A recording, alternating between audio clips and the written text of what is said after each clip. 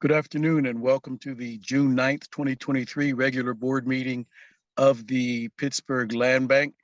As we start all of our meetings, we'll start with a roll call. Good afternoon, everybody. My name is Emily Kalchak, the Assistant Manager, and I will be calling today's roll. Reverend Ricky Burgess, Dr. Jamil Bey, Present. Councilman Daniel Lavelle, Councilman Bobby Wilson, Here. Director Karen Breen, Present. Director Steve Mazza, Here. and Director Wanda Wilson. Vice Chair, I yield back to you. Okay, so we do not have a quorum as of yet.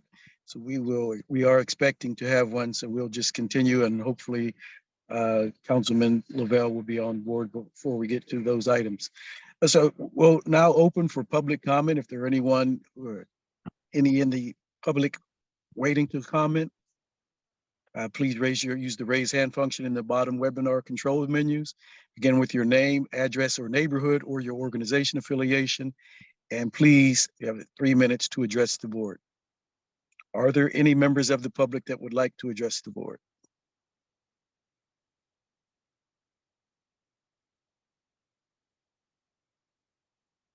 From my angle, I do not see anyone. Yes, I also don't see any raised hands. Okay, going twice. Okay, well, we will continue with our agenda. All right, we will have to postpone the review of the approval of minutes until we do have a quorum, but we can hear the financial, we can review the financials, we just can't vote on them. Is that correct? That is Yeah. correct. Yeah. Right, we cannot vote to approve. All right, so please, I'm going to turn it over to you, Emily, to let you handle this. Thank you, Dr. Bey. So we have 4 slides with the financials. I'll briefly scroll through each of them, can pause for questions. And like our vice chair said, we will not be voting without a quorum, but we can certainly review the slides. Here is our balance sheet. Here is the income statement. Here are the expenditures for the month of May.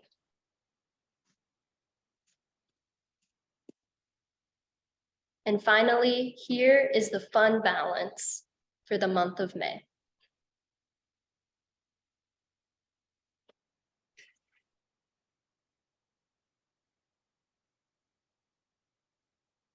I'll pause for any questions from the Board of Directors before we move on to our staff updates.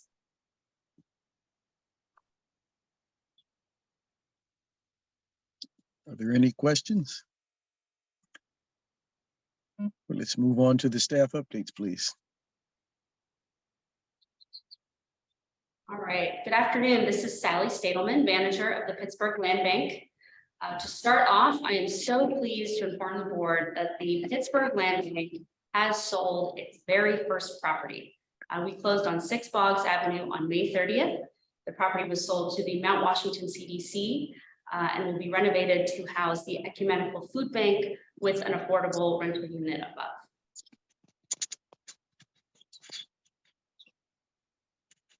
Right, we go to the next. We have 2 additional pending sales. We are working to schedule a closing on 243 Meadow located in Larimer for a campus expansion of the Urban Academy. And we have 3 parcels pending a purchase and sales agreement in Hazelwood on Flowers Avenue. Those 3 lots will be used to construct 3 affordable single-family housing units.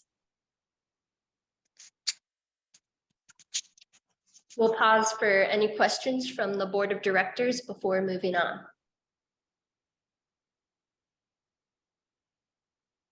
Oh, and I see that we have quorum. Vice Chair, we want to jump back and approve our. Okay, well, let's finish this section first to make sure that there are no questions about the sales before we go back to vote on the approval of the minutes and the acceptance of the Treasury report. Were there any questions about the sales from any of the board members? All right, seeing none, I said, I'm just so thrilled about that. That is good news. Good work, team. Us too. Okay, now approval of the May board meetings, board minute meetings. Motion to approve. All in favor? Aye. Aye. Any opposed or abstentions or corrections? All right, seeing none, that is approved. We'll move on to the acceptance of the finance report. That report, I didn't see when we got quorum. Do you want to review it, Reverend Burgess? No, I do not. I've seen it. Okay. All right, so we'll take a motion to accept. So moved. All right, all in favor? Aye. Aye. Any opposed? Any abstentions? Okay, we have approved those. We have approved the treasurer's report, financial report. Thank you for that. Councilman Burgess, would you like for me to continue, or do you? want Yes, to you take continue. I'm good. Okay. Sure. All right, so moving right along, Emily. Okay, that takes us to the action items. Thank you, Vice Chair. Okay, so the approval of the 2021 and 22 audit reports. We will need a motion. So moved.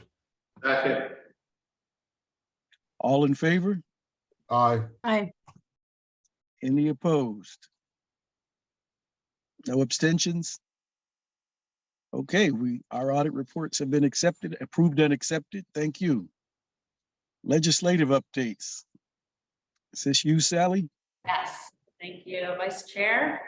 So we have some quick updates on our legislation before City Council. There's amendment to the tri-party agreement, which is an existing agreement between the URA, the City of Pittsburgh, and the Land Bank. This amendment proposes a codified process by which the Land Bank would request and receive property from the City of Pittsburgh's inventory, and was designed to match the existing processes used by other entities to receive property from the city. We have an update, which is that a post agenda has been scheduled on this legislation for June 13th. It will be held at 2:30 p.m. in council chamber. All meetings of City Council are also live streamed on the City Channel's YouTube page. And we're certainly looking forward to tuning in for the discussion. Any questions on the tri-party amendment? All right, and this will be the first. Wait, Sally, can you clarify for the public? This amendment is necessary for the Land Bank to begin acquiring property from the city's inventory. What is the current problem with that right now?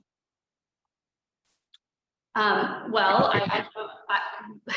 so there was a post agenda and a public hearing that were called for when this bill was at the council table last June, in June of 2022.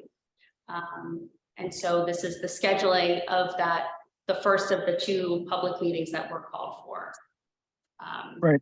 I get that, but without this agreement, what's the holdup right now?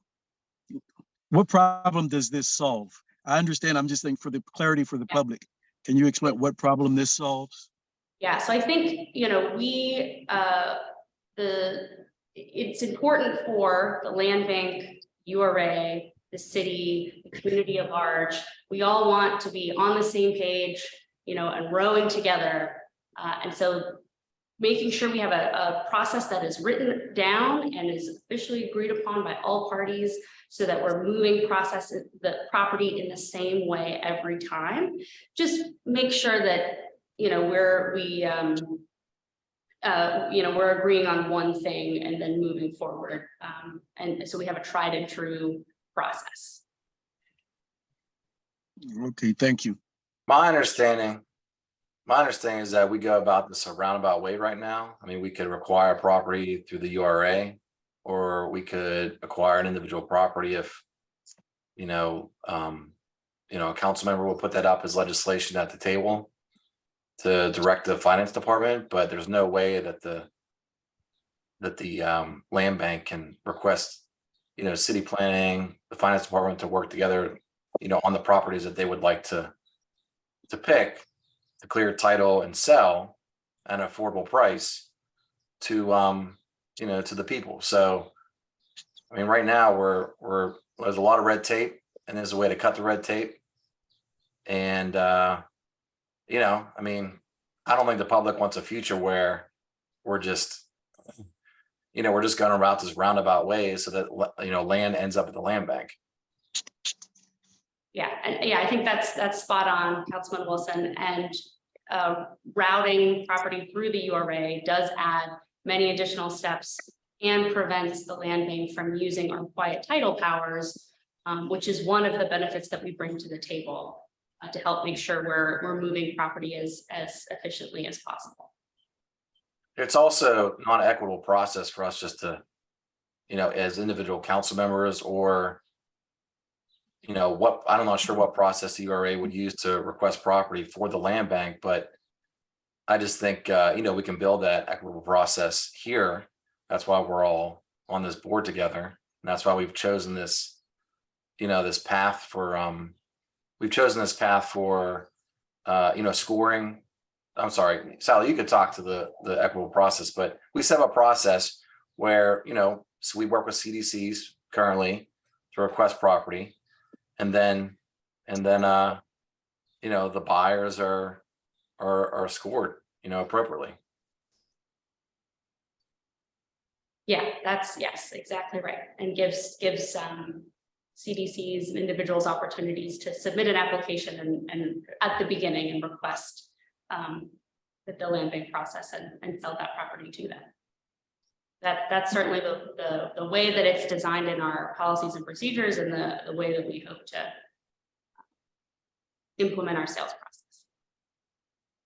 Great, and I think that explanation is important so that if the public does want to participate in the post agenda, they understand why we're doing this and why this is a necessary step. Properties can be transferred without this process. This makes it more efficient and effective. Well, no, properties, yeah, right. But it's good for clarity that it can't be, yeah, right. I guess it's true. Right. I don't know. It's just so confusing right now. We'd like to make it not confusing. Right. Yeah. And in some ways it's really just putting on paper, a process that's been in place and used for a long time. So, it's certainly, we always want to act in good faith and be partnering and working together with the city, with the URA. I think that's the only way that this land bank can be functional, is that we're a good partner and collaborating with other city entities and the community at large. We're paddling together. If somebody's paddling harder or too slow or not at all, we're going in circles. Yeah, the great thing about this is that the finance department, the administration, because the legislation came over from OMB, the URA, and this board is all in favor. We're just waiting on council to get this done. So I'm on council, so looking forward to voting for this when it comes to the table.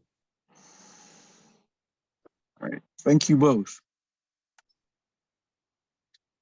Thank you, Councilman. Thank you, Vice Chair. To aid in the explanation of this, we put together a few slides of each of the steps for the land bank to request property from the city. These are the same steps that the URA adheres to. We can spend as much or as little time on these as we would like at today's meeting, and our manager will take us through them very briefly.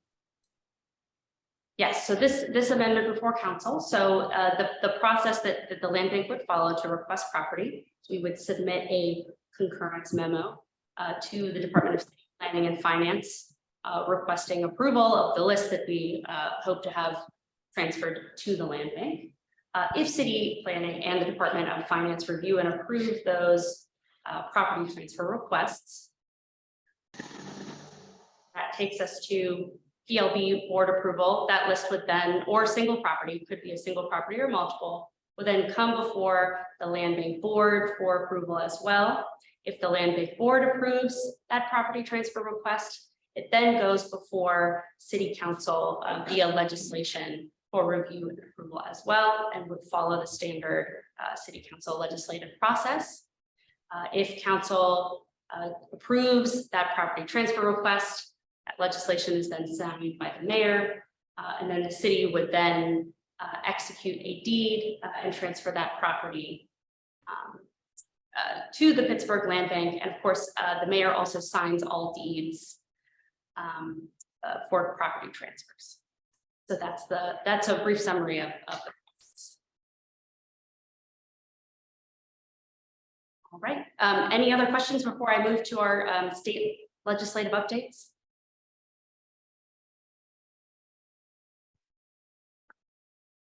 Okay. And we also have good news to share on our MICDL amendments moving through state government. So these amendments help to make the share sale process more efficient for the Pittsburgh Land Bank to use to acquire property. And of course, the land bank has a priority bid at share sale, something that does not exist at the treasurer's sale. But we're happy to report back that the state senate has finally approved finally our MICDL amendments, and in the House that sister legislation has returned for a second committee vote. If it passes through committee, then it will return to the House floor for a final vote as well before heading to the governor's office. So really happy on that movement. And of course, want to thank David Geiger for all of his help and assistance on this legislation. Can I answer any questions regarding our MICDL amendments? All right. With that, I turn it back over to you, Vice Chairman Bay.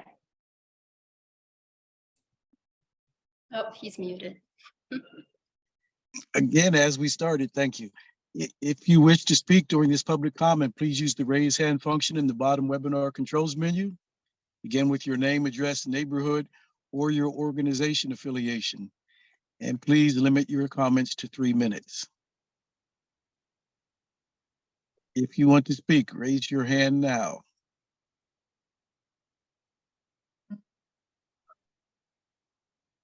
All right, I see no hands from my view. We have one public commenter. We have Tom Mulholland from the Allegheny Land Trust. Thank you. Hello. Please introduce yourself, and you have 3 minutes. Great, thank you. So my name is Tom Mulholland. I'm with the Allegheny Land Trust. We are a nationally accredited nonprofit that's protected more than 2,000 acres of green space in the region. And that's in order to preserve our region's unique scenic character, biodiversity, water quality, also to provide outdoor recreation opportunities. We have a urban greening strategic priority to work with active community members, community groups, and municipal government partners to recycle vacant urban parcels to improve the quality of life in the city and to create more close to home green space.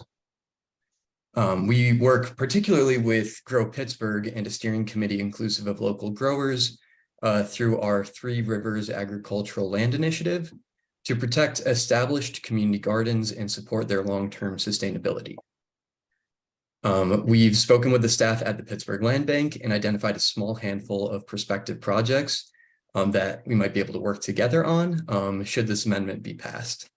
These projects include the Kincaid Street Community Garden and Hillcrest Green in Garfield, as well as the Old Allegheny Community Garden in the Central North Side. Kincaid Street is a community garden that's been around since 2014. It's currently managed by the Bloomfield Garfield Corporation and is part of the larger Garfield Green Zone planning. The Hillcrest Green is also part of that plan. It's a 1.5 acre community green space that connects important pedestrian infrastructure and provides valuable passive outdoor recreation opportunities in that neighborhood.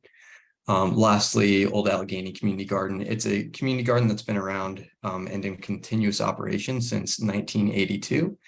So it's a really unique and important and beautiful place in the neighborhood. Collectively, there's been a ton of investment by community members and the broader community into these green space sites. And we want to work with the land bank to protect these properties, protect those investments that have gone into these projects, and position them with that long-term guarantee of access to those sites so that further investments in that green infrastructure can be made. Thank you. That's my comment. Thank you. Are there any other public comments?